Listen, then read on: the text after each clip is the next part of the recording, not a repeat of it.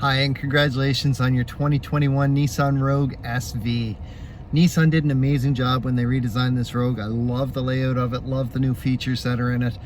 Everything about it is fantastic, but you already know that because you bought one. So let's go back through and have a look and see what you got and hopefully refresh your memory. And if you still have questions at the end, please don't hesitate to call, text, email, or stop in to 60 Baker Drive at O'Regan's. We're in Nova Scotia in Dartmouth. Okay, we're going to start right here at the infotainment system. We've got a beautiful elevated 8-inch display. This is called a floating display here. It is full touchscreen, but we can see we've got some buttons down on the bottom here as well. AM, FM radio. So I'm going to hit source up here. We've got AM, FM. Satellite is free for the first 3 months. USB 1 and 2. So we have two different USB ports down here. We have a Type-C, which is USB 1, and our traditional USB port, which is USB 2. Now for the Type-C, anybody who has an Android phone is going to be very familiar with this. Anybody who has an Apple phone, there is a cord that you can pick up. On one end, it will have that Type-C port. On the other end, it's got a Lightning port. It's going to charge your phone a little bit faster. And both of those ports will interact with the vehicle to give you Apple CarPlay or Android Auto, depending on the type of phone that you have. We've also got Bluetooth as an option here. What you don't see, because it has not yet been hooked up, is Apple CarPlay and Android Auto. They will show up here after they've been hooked up using the USB ports down below. So we're going to come back out of here. All of my presets are here. You can see we've got up to 12 presets on AM or FM. On satellite, there's up to 18 presets. We're going to go into the settings here. Connections is where I go to hook up my phone. And then I'd hit add new. Then on your phone, you're going to go into your Bluetooth settings. You're going to look for My Rogue under your Bluetooth settings. You're going to tap on that. When it pops up, confirm the PIN number, press allow or OK. If you have an Android phone, you're going to have to do this twice, once for the contacts, once for the favorites and messages. And on an Apple phone, you'll need to do it once just to allow your favorites and messages from there. When you get home, connect to your Wi-Fi. What you're going to do at that point is once you're connected to your home Wi-Fi, it's going to automatically pull in any system software updates that might be available here. It does this automatically. You also have a vehicle hotspot, at which point you have 1 gigabyte worth of data within the first month that you own your vehicle. After that, if you want it, you will need to subscribe. All the information will be available at your dealership when you purchase the vehicle. To turn it on, you're simply going to press this and then press yes. I can see my user ID. There's my password for it. I'm going to come back. Anybody inside the vehicle can now hook up to the hotspot. To turn it back off, I'm going to come in and simply tap on the on. Now it's off. So we're all good there. Everything's easy to use. I'm going to go back one screen. Again, there's a back button down here as well as on the screen. And I'm going to go to clock and then set clock manually. And we can see I'm off by 1 day here. So there, everything's fully set. Oh, and it is AM, not PM. Very easy to operate everything here. All you got to do is use the touch screen, use the buttons on there, and you can set your clock. When it comes to daylight savings, just pop in and either reduce or increase the hour by 1. We're going to back all the way out. And the fastest way, if you want to get completely out, is just press the audio button. It takes you right back here. Down below on our climate control, I can see I've got heated seats with high, medium, and low. I have a heated steering wheel here. Same thing for the heated seats over here. Now, it is dual climate control and everything is synced up right now, which means if I change it here, it changes on both sides. Or if I change it over here, it only changes the passenger side. My sync button is off. I'm going to sync that back up. If I manually adjust my fan or where my airflow is going, auto turns off. What I do recommend to most people is find a temperature you like, press auto, and never worry about it. It will automatically do what it needs to get you up or down to that temperature. There's a little more to do with this in the remote start system that we're going to get into once we talk about the remote start. My gear shift is now an electronic gear shift with this. As long as I push the button on the side, if I push up 2, I'm into reverse. At which point we can see this beautiful backup camera with the 360-degree round view monitor. I also have my predictive lines to go with everything here. So we'll set that back. With this also, if I come down 1, I'm into neutral. Down again, I'm going to come down 2 notches. Now I'm into drive mode, and I can see this right down here. Now, if I come down 2 notches again, I'm now in manual shifting because I have paddle shifters here on the steering wheel. To switch it back, I'm simply going to go down again to drive, and now I'm in drive mode. To go into park, which I'm going to do right now, I'm simply going to have my foot on the brake and I'm going to push the park button, and now I'm in park. So that makes it very easy to operate all of that. My electronic parking brake, to engage it, I can pull up and the light comes on and it shows me up on the top of my dash. To disengage it, if I push down without my foot on the brake, it tells me put my foot on the brake, then push down. And you can see it disengaged up here. With my auto hold functionality, I'm going to press and hold the button there.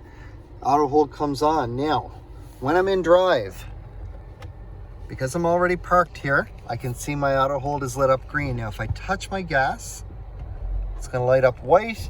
Full stop for 2 seconds, we're lit up green again. I can take my foot completely off the brake at this point, and even though I'm in drive, I'm not moving. That's my auto hold functionality. Now, if I shift into park, because auto hold was on, the parking brake automatically comes on.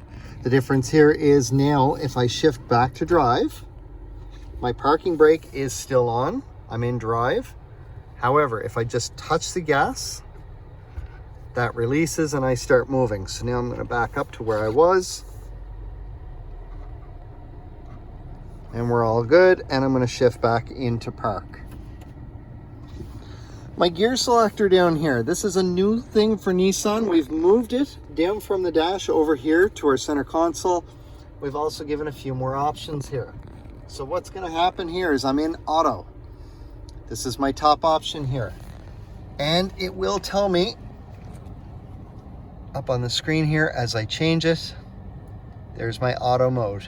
I also see it right down beside my park indicator down here. So with that, it's going to pick and choose when you're in front wheel versus all-wheel drive, and it does that for fuel efficiency. Eco mode is the first one to our right over here, and then I've got sport mode. Now on the left, I have snow mode. This is going to change my traction control on the vehicle, just because at this point the vehicle knows that it is a little slippery route. You're going to have a little more control over the traction, and you'll be in all-wheel drive a bit more often. Off-road mode is the same thing, except you're going to be in all-wheel drive almost the whole time. Again, it's meant for that traction, just to make sure that you've got the power that you need it when you're in any kind of off-road situation. And again, as I change it up here on the screen, you can see it go through the different modes.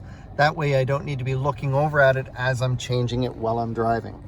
Now we do have this beautiful new butterfly style console. There is a button in the front here that I'm going to push, and that opens up to give me a nice deep storage, and I've got full access to it. Now, anybody from the back can now access this, but the really neat thing is, if I'm driving along and my arm is resting on this, and the passenger wants to get something out, only the one side opens up. They can still access what they need without the driver having to move their arm, or vice versa. It's a really nice feature. Over here on my steering wheel, there's a slight change to the design of the wheel. It's still the D-shaped sport wheel, but with this, it's now straight across and a little bit of a change with the buttons. Now this is the base SV, and what we're going to see is a huge difference because this one now has Pro Pilot Assist.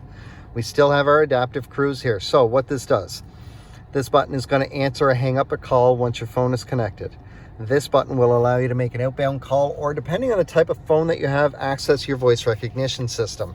It's either going to access Google Assistant on an Android phone or Siri on an Apple phone. The blue button is going to turn on my cruise. Now I can set resume or cancel right here. I can adjust the distance on my adaptive cruise, which I see right now here and up here.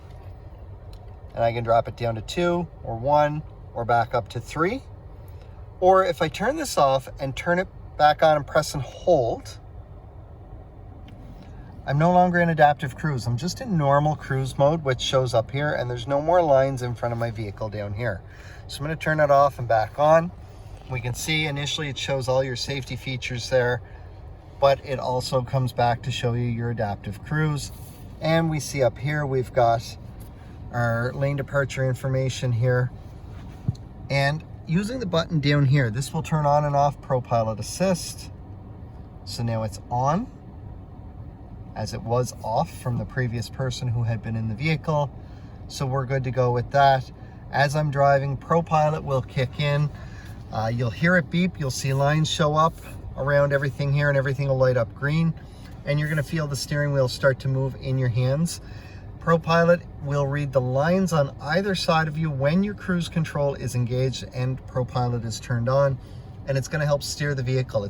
You'll feel the wheel move. It's trying to keep you centered in your lane. It's a great feature that was designed primarily for long drives or late night drives, but can be used in any situation that your cruise control is on and you're doing 50 kilometers an hour or higher, providing it can read both lines on either side of you. On the left side of our wheel, we have our volume. So I can increase or decrease the volume. You picked it up, didn't you? I did. Makes it easy for that. These two buttons are going to go through the presets on my audio. So I can see preset 6, 5, 4, and it shows me this on the screen up top here. So it's really nice that I can go through and see all of that. My button right here is a quick menu. So if I hit this, I have a couple options in there right now, just for quick access. And if I leave it, it disappears on its own.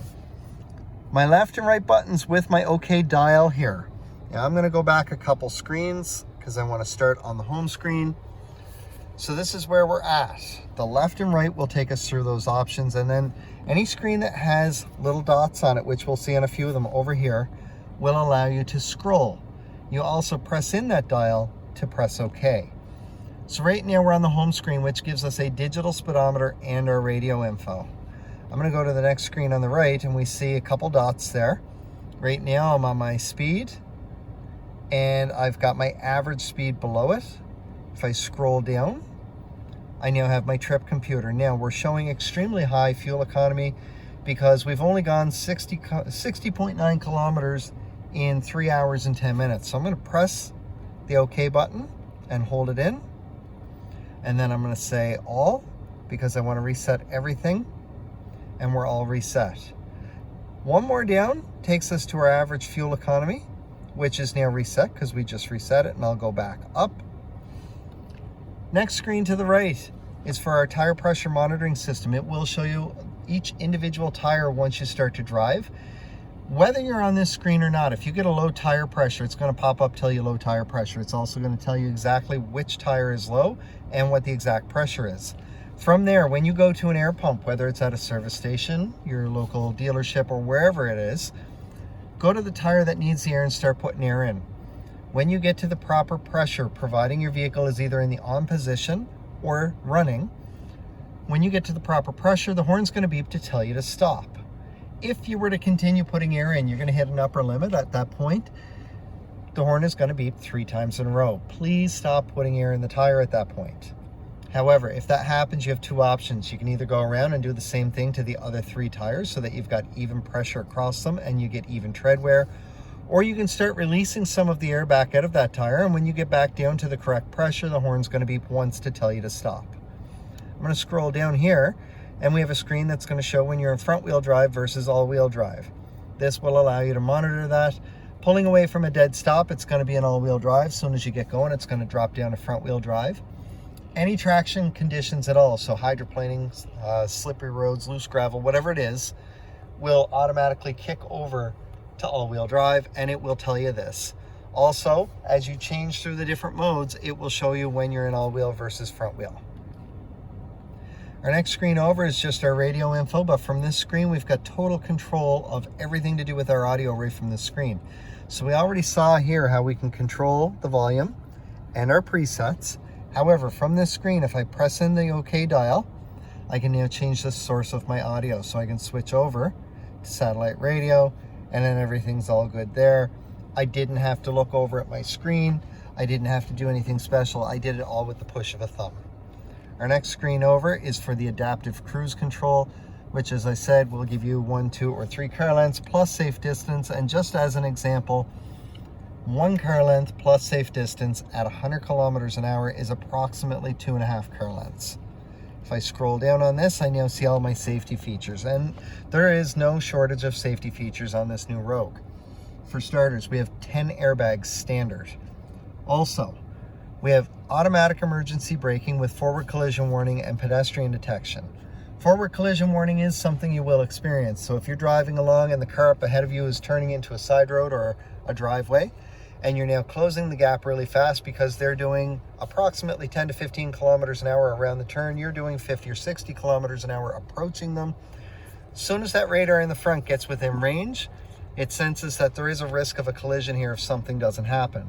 Therefore, it will beep inside the vehicle and it will flash up on the screen and say warning, typically in orange or red depending on how close you are. That's your forward collision warning. The automatic emergency braking is the next step in that process, whereby if you're still closing that gap, or if the car in front of you piled on the brakes and you're closing that gap really fast, it beeps at you inside the vehicle. Your gas pedal tends to push back against your foot, except you don't feel it because your foot's lifting to go over to the brake. If it does not get to the brake fast enough, and it does happen, I've had it happen once, then the vehicle will start to apply the brake for you to help avoid or minimize an oncoming collision.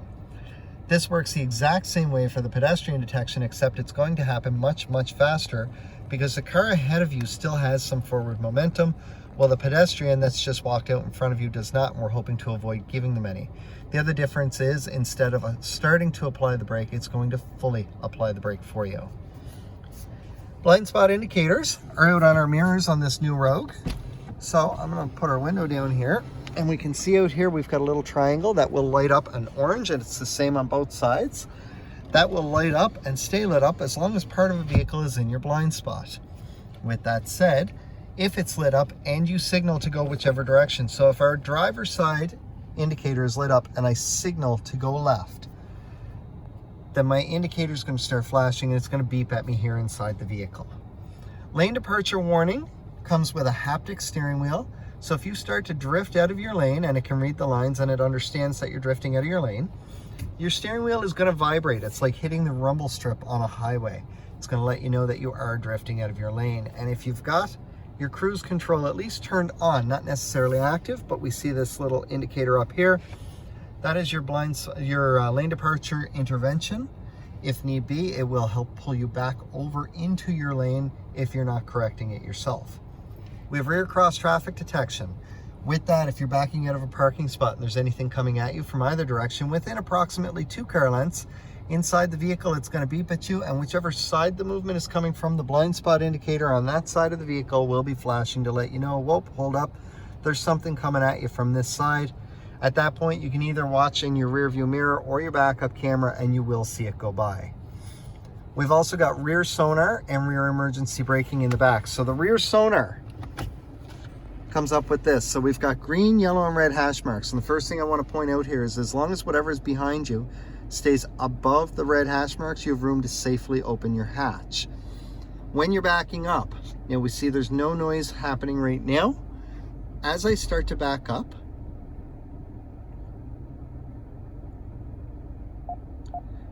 once we get within those green hash marks and we're getting closer to the yellow, you hear some beeping and it starts getting faster the closer that you get, until you hit a point that you're down near the red, which is your the red hash marks there. With that, if I'm down near those red hash marks, I'm getting into a steady tone, at which point it's going to tell me I'm getting too close, and the automatic rear emergency braking will kick in and fully stop the vehicle about a foot away from whatever is behind us. Now, with all the glass there, I'm not going to scare the person inside by testing it out, but if you want to see it, I have tested it out on the Platinum version, which the video is already posted for that. So those are the safety features that come with it. Now, we have auto headlights as well. And with the auto headlights now, we still have high beam assist, but the location of it has changed. So the first thing I'm going to do is cover my light sensors up here on the vehicle to force my headlights to come on. As we see there, they just came on. Now I'm going to push in on the high beam assist, and I can see that shows up right beside it.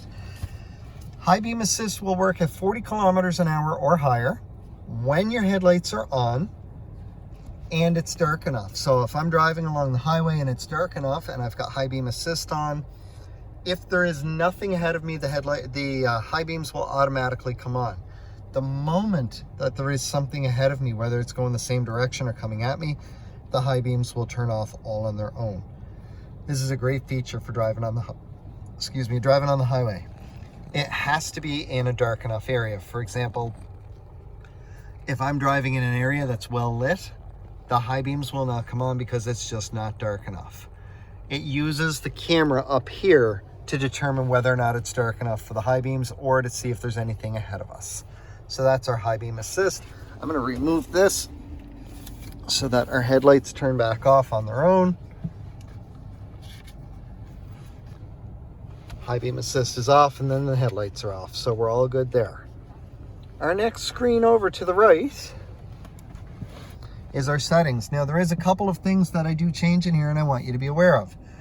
I'm going to press OK to go in the settings. The first thing I want to check is under my driver assist. I want to make sure everything is turned on. These are our safety settings. So the warning is turned off. I'm going to turn this on. Now I'm going to hit the back button, which is now your left arrow. And I'm going to come down to blind spot. I'm going to turn on blind spot intervention. So this is a really neat feature with your blind spot indicator. If my indicator is lit up and I signal to go the same direction. So my driver's side indicator is lit up. I signal to go left. It's flashing. It's beeped at me inside the vehicle. And now that intervention is on. If I try and turn the steering wheel to go over, my steering wheel is going to fight me because it knows that there's something in my blind spot and it doesn't want me to do that. So it's another line of defense in just avoiding an accident. As we come back, we're going to come down to emergency brake. Both of those are on. Parking aids. Everything is turned on there. And then that distance for the rear emergency braking is set for medium. I can set it for long, medium, or short. And my volume is also set for medium, which I can set for low, medium, and high. So you can adjust those to be what you're comfortable with. I'm going to come down. My cross traffic is on. Driver attention alert is really neat because what will happen here is you're driving along, you move over, you correct your steering a few different times as you're driving. And then after 4 to 6 times doing that, up on the screen here, you'll see a coffee cup will pop up and say time for a break. It realizes that you're not as alert as you should be, and it might be time to have a coffee or tea or even just rest for a few minutes so that you're a little more alert. Timer alert, I'm not worried about. Low temperature alert is on, and that's my little snowflake that's showing up there. When it is 3 degrees Celsius or below, because we're in Canada, that snowflake will appear when the low temperature alert is on, just telling you there is a risk of black ice or slipperiness. So I'm going to hit the back button to come out of here. We're going to come down to our vehicle settings, and we're going to come into locking. Now by default, our vehicles will automatically unlock the vehicle when you turn them off. Someone has taken the time to put this one into shift into park. So now every time somebody shifts into park, it will automatically unlock the vehicles for us. So we're going to back out of there. I want to come into wipers. They're both on. Rear door alert. This is a safety feature Nissan started adding into some of its vehicles in 2018. With this, if you open the back doors to put something back there, whether it's a child, an animal, groceries, a bag, whatever it is, when rear door alert is on, it will trigger this. If you're going to turn this on, I recommend horn and alert. Once you've opened that back door, you get in, you turn the vehicle on, it's going to tell you rear door alert is active. When you get to where you're going, you shift into park, you turn the vehicle off, you get out. If within 30 seconds you do not open that back door, your horn is going to start beeping at you to tell you you forgot something in the back seat. It will also pop up on the screen here with a message telling you that rear door alert is active. So we're going to back out. That is something that you can turn on or off as you desire. Down here, our maintenance, we're going to go in for oil and filter. You can see here, with the new Nissan, we're now 16,000 kilometers for your oil or filter. We still do recommend your regular 8K servicing or every 6 months, whichever hits first, but it is set for 16,000 on the oil. Customize display, we can come in here into the main menu and we can see currently almost everything is on. So my home screen is good. There is a blank screen which is turned off, and then everything else is on. Now you saw up there speed and it says 100. We have traffic sign recognition, and as you pass a traffic sign with a speed limit posted, it will post it up here on your dash for you so that you can see what the speed is. So that way, if you're driving down an old country road and you don't remember what the speed limit was, or maybe you missed the sign, it'll be posted right up here if you've passed it. Trip computer, fuel economy, eco pedal, TPMS, all-wheel drive, audio. That's our safety features and our cruise control, and then we're back to the top. So lots of features here, and if you don't want all of them showing, you can just remove some of them. And that's the only stuff that I do change in the settings. So we're gonna come back out of there and I'm gonna leave it on the home screen. All right, in the SV Premium, there's 4 extra things that you get with the Premium over the base SV. First thing is we can see beautiful Primatex leather seats. These are super comfortable. First step into leather if you're wanting the leather without moving up to the Platinum. Now we talked about the USB ports that we've got here, but in the SV Premium, you've also got heated rear seats, which is fantastic. Another thing that we have over here is rear sunshades. So I can simply pull this up, hook it in place. It helps block off the sun. I can see I've got that on both sides there. We're gonna hop around the back for the last feature that you get with the SV Premium. Okay, the last thing that you get with the SV Premium that you do not get with the base SV is a power lift gate. There's no kick motion activation on this. However, as we see on the key fob, there is an extra button down below here. So I'm going to press and hold that, or I can simply press in on the button in here. It's kind of spongy, but I'm going to press and hold the button on my key fob. I hear it beep. You can see this opens a lot faster than the previous generation. Now, once inside, we've got access to everything, but what's really neat up here is we've still got our button to close it, but this button here, if I push this, as soon as it closes, it's also gonna lock it. So that's a really nice feature on the SV Premium that you get there as well. Or again, I can use the key fob. So all I would do is just hit that and it's gonna close again. Now, a safety precaution on this. If somebody should accidentally hit the button and it starts to close, as soon as it makes contact with me, it goes right back up. No hurt involved, and it's quick and easy. All right, couple final things. We have a beautiful panoramic moonroof up here. In the back, there are a couple USB ports similar to what we see right down here.